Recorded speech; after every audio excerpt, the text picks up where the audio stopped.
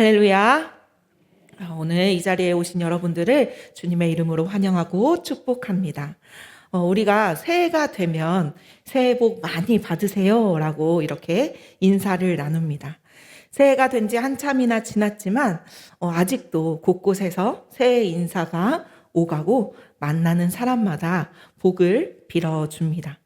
그리고 우리 한국은 음력설이 있어서 그런지 이 음력설을 지내야만 진짜 새해다 하는 분들도 계셔서 여전히 오늘 1월 18일이지만 새해 복을 빌고 그렇게 덕담을 많이 하는 것 같습니다. 저희도 아마 마지막이 될 수도 있겠지만 한번 나눠볼까요? 새해 복 많이 받으세요. 네, 새해 복 많이 받으시는 우리 성도님들 되시길 바랍니다. 그런데 우리가 지금 방금 말한 복이란 과연 무엇을 말하는 것일까요? 여기 계신 성도님들은 과연 어떤 복을 받고 싶으신가요? 어떤 복을 생각하시고 옆 사람에게 복 많이 받으세요 라고 인사하셨을까요?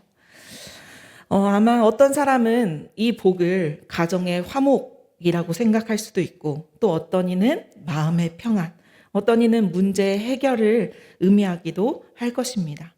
이렇게 우리는 마음에 서로 다른 복을 품고 있지만 그것을 그냥 뭉뚱거려서 복 많이 받으세요 라고 말을 하곤 합니다.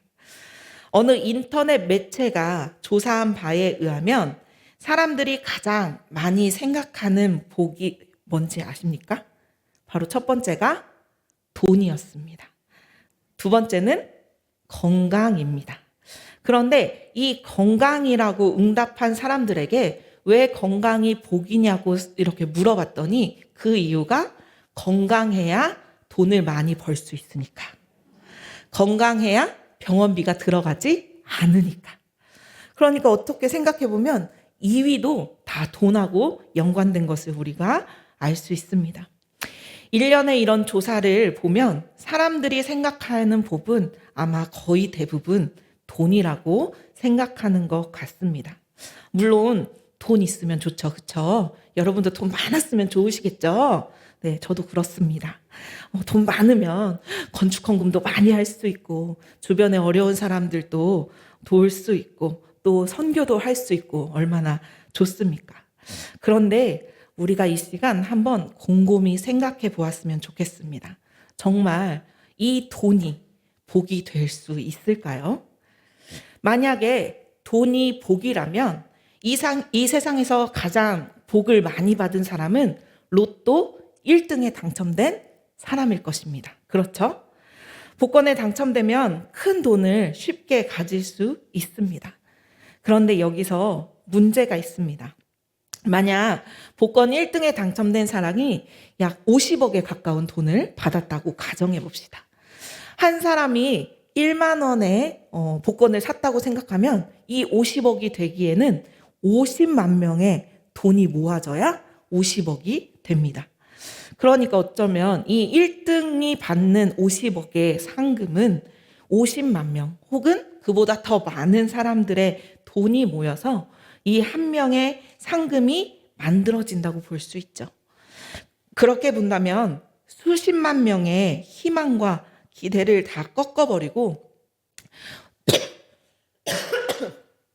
혼자 수십억을 차지한 이 1등 당첨자가 과연 진정한 복을 받은 사람이라고 할 수 있을까요? 성경에서는 이렇게 혼자서 독식하는 사람이 복이 있다고 이야기하고 있지 않습니다.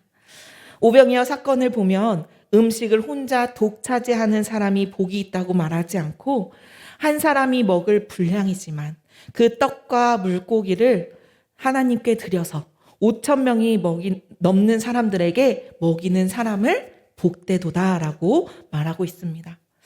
물론 돈이 우리의 삶을 조금 더 편리하게 만들어줄 수 있는 것은 사실입니다. 그러나 우리가 한 가지 꼭 명심해야 할 것은 돈이 그 자체가 복은 아니라는 사실입니다.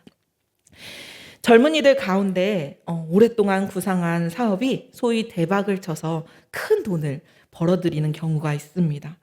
순식간에 거래처가 늘어나고 접대하는 일들도 많아지지요. 어쩌면 골프도 쳐야 되고 또 술접대도 해야 합니다. 그러면서 이 신앙을 가진 사람들이 점점 하나님과 교회와 멀어져 가는 경우를 많이 볼 수 있습니다. 이 모습을 볼 때 과연 돈이 복일까요? 정말 부끄러운 이야기지만 저도 한때 그런 일이 있습니다. 제가 2년 동안 미국에서 유학을 한 시절이 있었거든요. 18년 전쯤 2005년에 이제 미국으로 유학을 가게 되었습니다. 근데 미국에 가서 제가 공부만 한 것이 아니라 아르바이트를 했는데 저희 외삼촌이 그쪽에 살고 계셔서 과일 가게를 하시는데 저에게 계산원 업무를 맡기셨습니다. 그래서 1시간당 7불이라는 임금을 저에게 주셨어요. 그때 당시는 환율이 좋지 않아서 1달러에 한 1,000원 정도 했으니까 제가 1시간에 한 7,000원 정도의 시급을 받은 거죠. 제가 미국 가기 전에도 학교에서 이제 식당에서 아르바이트를 했는데 그때 제 시급은 얼마였냐면은 2,800원이었어요. 그러니까 미국에서는 7,000원이 넘는 돈을 받으니까 와, 미국은 좋은 나라다. 한국에서는 2,800원밖에 안 주는데 미국은 훨씬 많은 돈을 주는구나 하고 좋아했습니다. 그래서 제가 돈을 많이 벌면서 그 돈으로 또 밥도 사 먹고 또 집값도 내면서 그렇게 살았습니다. 그러다가 한 언니가 저한테 음식점 서빙하는 그런 일자리가 나왔는데 한번 같이 일해보지 않겠냐고 말했습니다. 그래서 저는 이 계산원보다 음식점에서 일하는 것이 조금 더 돈을 많이 벌 수 있겠다 생각해서 그 음식점으로 일자리를 옮기게 되었습니다. 서빙의 일은 시간당 시급으로 받는 것이 아니라 하루에 10시간을 일하고 기본급 30불을 받았습니다. 그 돈은 되게 조금이었지만 이 식당에서는 팁을 받을 수가 있는 거예요. 사람들이 음식을 먹고 이제 너무 감사합니다라고 이렇게 소정의 팁을 주고 가는데 그 팁들을 받으니까 돈이 더 많이 모이더라고요. 특히 저는 금요일하고 토요일 이 주말 사이에 일을 했는데 그때 함께 일했던 분들이 다 50대, 60대의 아주머니들이셨습니다. 저만 혼자 이렇게 젊고 예쁜 20대였어요. 그리고 저만 영어를 조금 더 잘한 사람이었어요. 그래서 그 한국인 식당에 외국 손님들이 이렇게 오고 계시는데 아주머니들은 그 음식에 대해서 설명을 잘 못하고 외국인들하고 말을 잘하지 못하는 거예요. 그래서 제가 그 외국인들을 맡아서 설명도 하고 열심히 서비스를 해드렸습니다. 그랬더니 외국인들이 팁을 엄청 많이 주고 가는 거예요. 그래서 제가 그날 하루 일을 하면 보통 300불 정도의 팁을 받았어요. 한국 돈으로 거의 30만 원을 하루에 번 거죠. 저는 그렇게 큰 돈을 벌어본 거는 처음이었습니다. 그랬더니 제가 이 돈이 생기니까 얼마나 신이 났겠어요. 그동안은 부모님이 보내주신 돈으로 공부해야 돼서 먹고 싶은 것도 마음껏 못 먹고 놀러 다니지도 못했는데 이제 꽁돈이 생긴 것 같아서 친구들하고 놀러도 다니고 또 쇼핑도 하고 다니면서 신나게 지냈습니다. 그러다 보니 제 안에 욕심이 계속해서 생기게 되는 거예요. 점차 일하는 시간을 늘려갔습니다. 주말에만 일하는 것이 아니라 평일에도 일을 하기 시작했습니다. 분명 저는 공부를 하려고 미국에 온 것인데 이제는 돈을 벌려고 미국에 온 꼴이 되었습니다. 주객이 전도되어 버린 것이죠. 공부도 뒷전이 되었지만 신앙생활도 뒷전이 되기 시작했습니다. 모태신앙으로 자란 제가 하나님과도 멀어지게 된 것이죠. 그러다가 한국에 잠시 나올 일이 있어서 이제 오랜만에 아버지 교회에 갔는데 교회가 너무 낯선 곳처럼 느껴지는 거예요. 목회자 자녀로 살아오면서 어쩌면 교회에서 자라오고 교회에서 생활하고 교회가 내 집이었는데 마치 다른 사람 집에 온 것처럼 그렇게 느껴졌습니다. 그러면서 미국에서의 제 생활이 이렇게 머릿속으로 쫙 보여지는 거예요. 그러면서 제가 나 하나님의 자녀인데 내가 그동안 하나님을 섬기며 살아온 것이 아니라 돈을 섬기며 살아왔구나 라고 생각이 들면서 그 자리에서 회개하였습니다. 그래서 그때부터 이제부터 돈에서 자유하자라고 마음을 먹었습니다. 물론 십수년이 지난 지금까지도 돈에 대해서 자유하고자 하지만 쉽지는 않습니다. 그럼에도 불구하고 끊임없이 기도하며 노력하려고 합니다. 하나님, 내가 물질에 얽매이지 않게 해주세요. 물질로 인하여서 하나님과의 나와의 관계가 소원해지지 않도록 내가 물질로부터 자유해질 수 있도록 주님 도와주세요라는 기도를 매일 하고 있습니다. 사랑하는 전주 안디옥교회 성도 여러분, 우리가 하나님께 물질의 축복을 받아서 그 물질을 주님을 전하는 복음의 통로로 흘려보낸다면 그 물질은 복이 될 테지만 아마 대부분의 사람들은 돈 때문에 하나님의 관계가 무너질 것입니다. 그렇다면 돈은 절대로 복이 될 수 없습니다. 우리가 살면서 이 사실을 꼭 기억했으면 좋겠습니다. 그래서 우리에게 있는 것으로, 그저 하나님께서 우리에게 허락하신 것으로 자족하며 감사하며 살아가는 저와 여러분이 되기를 주님의 이름으로 축원합니다. 같은 의미에서 건강 또한 복인지 한번 생각해 볼 필요가 있습니다. 만약에 병에 걸린 사람이 병이 낫고 못 걷던 사람이 걷게 되는 것이 진짜 복일까요?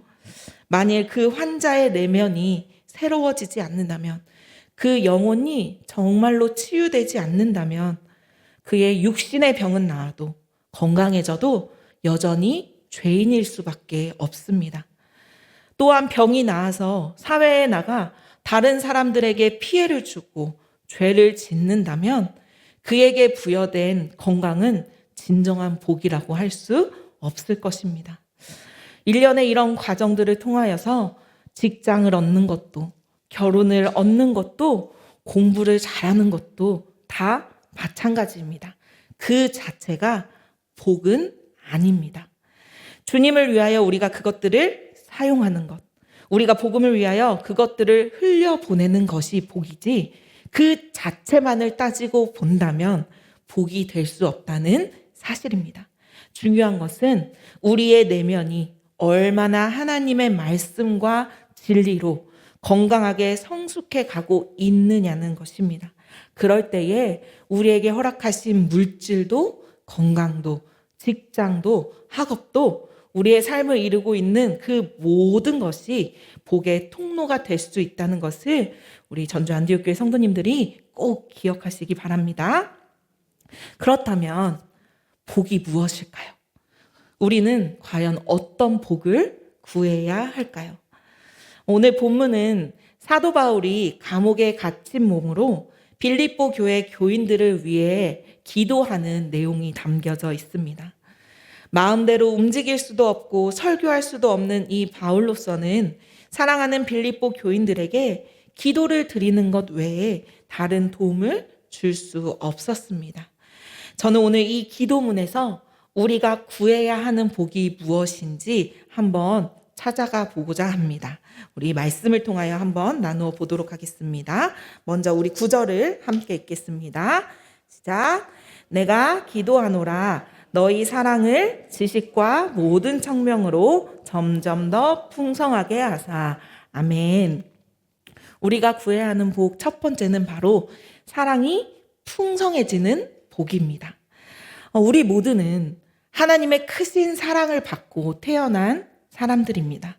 우리는 하나님의 사랑으로 창조되었고 하나님의 사랑으로 구원받았고 또 사랑을 더욱 풍성히 나누며 살아갈 사명을 받았습니다. 사랑받는 것 또한 사랑할 수 있는 것이 우리에게 크나큰 축복입니다. 또한 하나님을 사랑하는 우리가 이렇게 함께 모여서 예배드리며 하나가 되어 하나님을 높일 수 있는 것도 복이 됩니다. 세상 사람들은 술이 한 잔이 들어가야 진솔한 이야기를 할 수 있다고 합니다.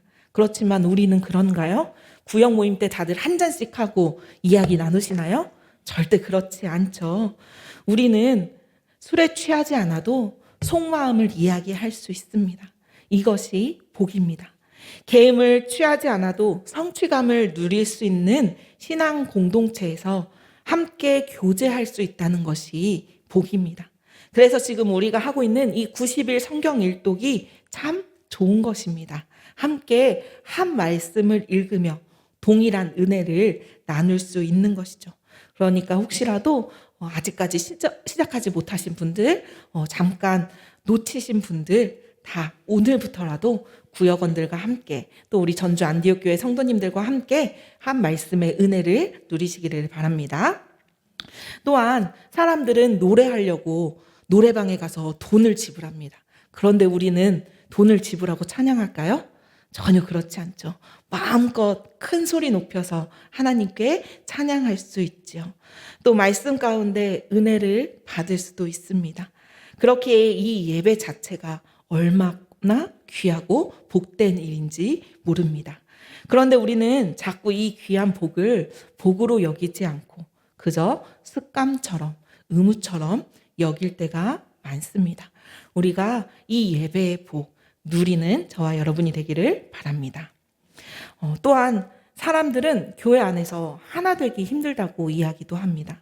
나이도 다르고 직장도 다르고 성별도 다르고 취미도 다르고 취향도 다릅니다. 하지만 서로 상황은 다르고 소속이 다른 우리가 상황과 소속을 넘어 하나가 되는 예배와 교제의 경험은 얼마나 아름다운지 모릅니다. 이것을 가능하게 하는 것이 바로 오늘 말씀에 나와 있는 하나님의 사랑입니다. 그래서 9절 말씀에 그냥 사랑이 풍성해 가라라고 말하지 않고 사랑의 지식과 총명으로 더 풍성해지라고 말하고 있습니다. 여기서 지식은 그리스도를 아는 지식이며 총명은 진리와 거짓을 분별하는 지혜를 말하고 있습니다. 이리저리 휘둘리는 그런 감정적인 사랑이 아니라 하나님을 알아가고 진리로 무장한 내용이 꽉 찬 그런 사랑을 말하고 있는 것입니다. 우리 교회 안에 이러한 사랑이 꽉 차 있으면 좋겠습니다. 그런데 사람들은 그런 사랑이 꽉 차 있지 않고 끼리끼리 하려는 문화가 있습니다. 서울대 나온 사람들은 서울대 나온 사람끼리, 우리 전주는 어떤가요? 전주고 나온 사람들, 신흥고 나온 사람들, 약간 그런 끼리끼리가 있죠. 저희 대학원에서도 약간 그런 게 있었습니다.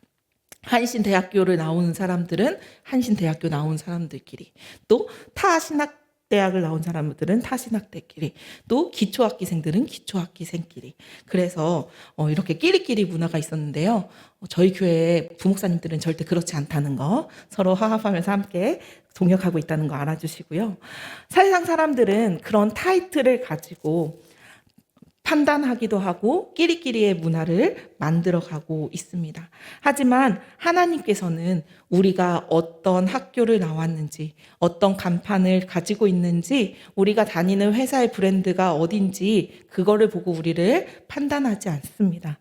우리가 어디에 속해 있던지, 우리가 어디에 다니던지, 우리가 시험에 합격했던지 떨어졌던지 관계없이 하나님은 우리 모두를 다 주님의 자녀 삼아주셔서 독생자 아들 예수를 이 땅에 보내주시고 또 우리를 구원하시기 위해 십자가에 못 박혀 죽게 하셨습니다. 우리를 향한 이 하나님의 사랑이 느껴지시나요? 그렇다면 우리는 교회 안에서 또 세상 가운데서 끼리끼리의 문화를 계속할 수는 없을 것입니다. 하나님께서 우리를 아무 조건 없이 사랑해 주셨는데 우리가 뭐라고 남들을 판단하고 내 편, 네 편 나누면서 살아가야 할까요? 이제는 우리 교회 안에서 끼리기의 문화를 고리의 문화로 바꾸시기를 소망합니다. 서로를 연결하고 하나님의 사랑 안에서 하나가 되기를 소망합니다. 그리하여 전주 안디옥교회 이 하나님의 사랑이 점점 더 풍성해지는 복이 임하길 주님의 이름으로 간절히 축원합니다. 두 번째로는 선한 것을 분별하는 지혜가 복입니다. 우리 10절 말씀을 함께 읽겠습니다. 너희로 지극히 선한 것을 분별하며 또 진실하여 허물 없이 그리스도의 날까지 이르고. 아멘. 선한 것을 분별하는 지혜를 얻게 되면 이 세상을 바로 살아갈 수 있습니다. 선한 것을 분별하는 기준은 크게 세 가지가 있습니다. 하나님을 믿고 사람을 사랑하고 사물은 사용하는 것입니다. 지혜로운 사람은 믿음의 대상과 사랑해야 할 대상, 그리고 사용해야 할 대상을 분명히 아는 사람입니다. 이 기준이 흔들리면 안 됩니다. 하지만 사단은 우리를 유혹해서 이 기준을 자꾸 흔들어 놓습니다. 하나님을 믿기는 믿는데 좀 나중에 믿어. 천천히 때가 되면 믿어. 어차피 믿을 거잖아. 즐길 거 다 즐긴 후에 네가 하고 싶은 거 다 한 후에 나중에 믿어 라고 꼬드깁니다. 또한 사람은 사용하라고 합니다. 대신 사물을 사랑하라고 합니다. 사용과 사랑은 다른 글자가 한 글자 차이지만 이것은 엄청난 차이를 가진 단어입니다. 사랑해야 할 사람을 사용하게 되면 사람은 자신의 유익을 따라 다른 사람을 짓밟을 수도, 누를 수도, 배신할 수도 있게 됩니다. 이것은 하나님의 형상으로 지어진 사람의 인격을 무시하는 죄악입니다. 그런데 가만 보면 우리가 그러한 태도를 취하는 것 같습니다. 특히 자녀들을 태할 때 그러는 것 같아요. 내 배 아파 낳은 내 새끼니까 내가 내 맘대로 해도 되겠지? 라는 생각 가지고 계시지 않으시죠? 자녀를 사용해서 내 체면을 세우려고 하고 내 노후를 준비하려고 하고 여러분, 자녀는 사랑해야 할 대상이지 절대 사용해야 할 대상이 아님을 이 시간 분명히 아시기 바랍니다. 또한 사물을 사랑하는 것 역시 죄악입니다. 돈도 집도 땅도 차도 높은 빌딩과 다이아몬드도 모두 우리가 사랑할 대상은 아닙니다. 그저 잘 사용해야 할 뿐입니다. 그 대표적인 예가 저는 김동호 목사님이라고 생각하는데요. 김동호 목사님을 보면 그 물질을 정말 잘 사용하신다라는 것을 알 수 있습니다. 있으면 있는 대로 또 없으면 없는 대로 우리 모두가 물질을 또 사물을 잘 사용하시기를 바랍니다. 우리가 사탄의 게임에 빠져서 이 믿음의 대상, 사랑의 대상, 사용의 대상에 대한 기준이 흔들리면 지혜 없는 사람이 되어 하나님의 근심거리가 되고 말 것입니다. 누구를 믿고 누구를 사랑하고 무엇을 사용하며 살지 분명한 결단이 있어야 합니다. 우리 전주 안디옥교회 성도님들에게는 이러한 분별의 복이 임하기를 축복합니다. 마지막으로 하나님의 영광과 찬송이 되는 것이 복입니다. 우리 11절 말씀을 함께 읽겠습니다. 예수 그리스도로 말미암아 의의 열매가 가득하여 하나님의 영광과 찬송이 되기를 원하노라. 아멘. 어쩌면 이 말씀이 우리가 누릴 수 있는 가장 궁극적인 복이 될 것입니다. 우리가 하나님의 영광과 찬양이 된다는 것 정말 놀라운 일입니다. 하나님은 그 웅장한 그랜드 캐년이나 엄청난 나야가라 폭포를 보고 자기의 형상이라고 말씀하시지 않으셨습니다. 하나님께서 창조하신 우리 인간을 보고 하나님의 형상이라고 말씀해 주시고 너희들이 나의 자녀다라고 말씀해 주셨습니다. 그리고 이제는 나의 영광과 찬송이 되어주라고 말씀하고 계십니다. 이것은 우리가 하나님의 자녀이기 때문에 가능한 일입니다. 그런데 우리가 하나님의 자녀된 것이 내가 잘나서일까요? 절대 아니죠.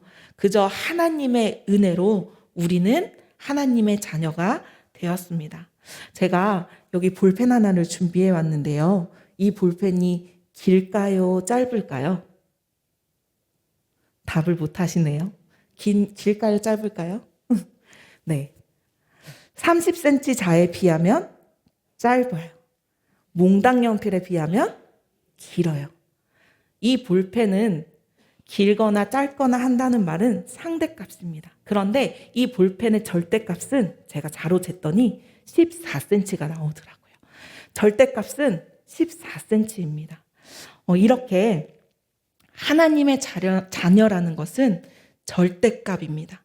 내가 누군가의 기준에 의해서 변하는 것이 아니라 내가 능력이 많아서 부자여서 명예가 높아서 하나님의 자녀가 되기도 하고 안 되기도 하는 것이 아니라 그저 하나님께서 우리를 사랑하셔서 하나님의 형상대로 우리를 창조하셨기 때문에 하나님을 믿기로 다짐하면 예수를 구주로 우리가 영접하기만 한다면 그때부터 우리는 하나님의 자녀가 되는 것입니다. 그것은 변하지 않는 절대값이 되는 것입니다. 우리가 오직 하나님의 자녀라는 그 이유만으로 우리는 하나님의 영광과 찬송이 될 수 있음을 믿으시기 바랍니다. 그런데 여러분, 이렇게 우리는 육신의 부모도 자기 부모의 뜻을 따라 훌륭한 일을 했을 때 그 누구보다도 뿌듯한 마음을 가지지요. 저 역시 그렇습니다. 제가 지금 둘째 딸이 125일이 됐거든요. 그런데 요즘 조금씩 하는 짓이 늘어가고 있어요. 목도 가누기 시작하고 눈을 맞추기도 하고 또 웃어주기도 하고 너무너무 사랑스럽습니다. 또 요즘은 이제 뒤집기를 하려고 하는데 그 모습을 보면서 얼마나 예쁜지 모르겠습니다. 제가 요새 카톡으로 매일 하는 일이 있는데 그 중에 하나는 90일 성경일도 메시지를 구역원들에게 전하는 것, 그리고 또 한 가지는 이 혜슬이 둘째 딸의 모습을 저희 친정 가족들 방에 공유하는 것입니다. 그리 큰 일은 아니에요. 아기가 오늘은 200ml를 먹었어요. 오늘은 잠을 10시간이나 잤어요. 응가를 아주 황금변으로 잘 봤어요. 라고 정말 사소한 일들을 공유합니다. 다른 사람들이 느끼기에는 그게 뭐 어쩌다고 라고 생각하실 수도 있겠지만 부모인 저에게는 그 작은 일 하나하나가 너무나도 큰 기쁨이 됩니다. 마찬가지로 우리가 하나님의 자녀이기 때문에 우리가 하는 이 작은 일 하나하나가 하나님의 기쁨이 될 것입니다. 그렇기에 오늘 말씀에서도 하나님은 우리가 말씀에 순종하여 의의 열매를 거두었을 때 우리를 통해서 영광과 찬송을 받으신다고 말씀하십니다. 올 한 해 우리가 이 복을 누리기를 소망하고 이 복을 이루고자 힘쓰고 애쓰는 저와 여러분이 되기를 바랍니다. 썩어 없어질 이 세상의 영광이 아니라 하나님의 영광과 찬송이 되기 위하여 하나님의 마음을 품고 믿음으로 전진하시기 바랍니다. 사랑하는 전주 안디옥교회 성도 여러분, 하나님의 참된 복을 구하시기를 간절히 소망합니다. 그런데 제가 가만히 생각해 보니까 이미 우리는 복을 받았더라고요. 하나님의 자녀가 된 것이 이 모든 복이 다 포함한 그런 복이더라고요. 요한복음 1장 12절 영접하는 자, 곧 그 이름을 믿는 자들에게는 하나님의 자녀가 되는 권세를 주셨으니 아멘. 우리 모두 주님을 영접하고 하나님의 자녀가 되는 권세를 얻었으니 이미 복 받으신 것입니다. 그러니 복을 더 구할 필요가 있을까요? 없죠. 이미 받은 복 누리시면 됩니다. 그래서 제가 오늘 설교 제목을 하나님의 복 받으세요 라고 했다가 얼른 지우고 하나님의 복 누립시다 라고 바꿨습니다. 하나님께서 이미 우리에게 베풀어 주신 복 이제는 누리시기를 바랍니다. 하나님께서 우리에게 자녀되는 권세를 이미 주셨으니 우리는 그 권세의 복을 누리기만 하면 되는 것입니다. 오늘 특별히 구체적으로 말씀드렸던 하나님의 사랑이 풍성해지는 복, 선한 것을 분별해낼 수 있는 지혜의 복, 하나님의 영광과 찬송이 되는 참된 복을 누리는 저와 여러분이 되기를 간절히 축원합니다. 우리 다시 한번 9절에서 11절까지의 말씀을 읽으며 이 복을 누리기를 소망합니다. 우리 함께 9절에서 11절 말씀 읽겠습니다. 내가 기도하노라 너희 사랑을 지식과 모든 총명으로 점점 더 풍성하게 하사 너희로 지극히 선한 것을 분별하며 또 진실하여 허물 없이 그리스도의 날까지 이르고 예수 그리스도로 말미암아 의의 열매가 가득하여 하나님의 영광과 찬송이 되기를 원하노라. 아멘. 이제 우리 다시 한번 인사해 볼까요? 새해 하나님의 복 누리세요. 새해 복 하나님의 복 누리세요. 아멘. 내년부터는 우리가 새해 인사할 때 우리 교회에서는 복 많이 받으세요 이 말이 없어지기를 소망합니다. 다 복 많이 누리세요 라는 인사로 새해 인사했으면 좋겠습니다. 2023년도에도 하나님의 참된 복을 마음껏 누리는 저와 여러분이 되기를 간절히 소망합니다. 이 시간 함께 찬양하겠습니다.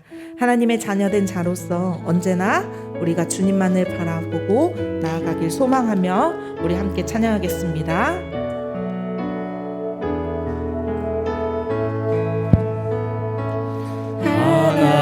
하나님의 사랑을 사모하는 자, 하나님의 평안을 바라보는 자, 너의 모든 것 창조하신 우리 주님이 너를 얼마나 사랑하시는지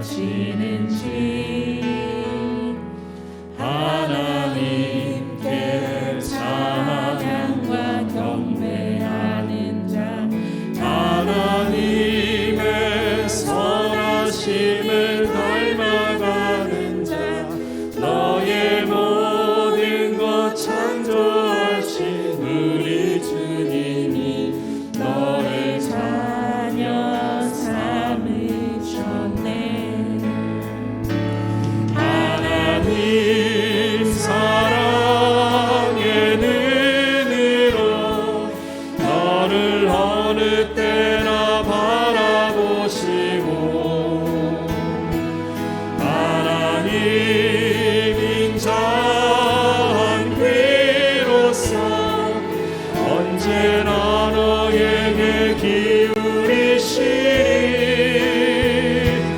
어두움에 밝은 빛을 비춰주시고 너의 작은 시름에도 응답하시니 너는 어느 곳에 있든지 주를 향하고 주만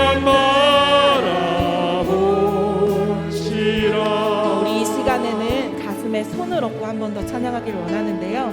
찬양 가사에 너라고 나와 있는 부분을 나로 바꾸면서 이러한 축복을 누리는 우리가 되게 해달라고 소망하며 다시 한번 찬양해 보겠습니다. 하나님의 사랑을 사모한다.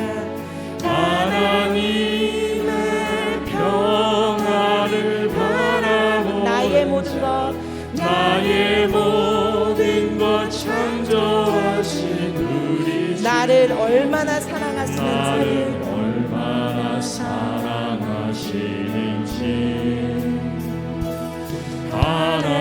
하나님께 찬양과 경배하는 자, 하나님의 선하심을 닮아가는 자, 나의 모든 것 창조하신 우리 주님이 나를 자녀 삼으셨네. 하나님 사랑의 눈으로 하나님 사랑의 나를 어느 때나 눈으로 바라보시고 나를 어느 때나 바라보시고 하나님 인자한 귀로서 언제나 나에게 기울이시리. 어두움에 밝은 빛을 비춰주시고 나의 작은 시름에도 응답하시니 나는 어느 곳에 있든지 주를 향하고 주만 바라보고 다시 한번 고백할까요? 하나님의 사랑의 눈으로 하나님 사랑의 나를 어느 때나 눈으로 바라보시고 나를 어느 때나 바라보시고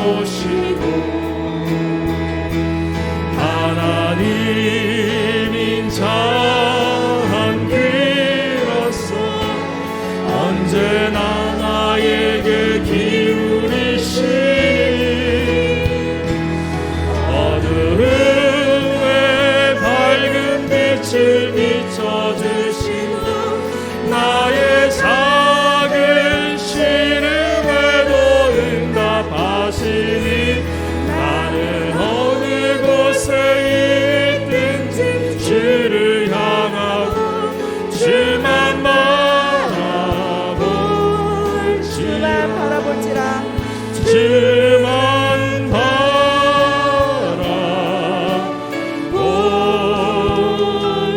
바라볼지라.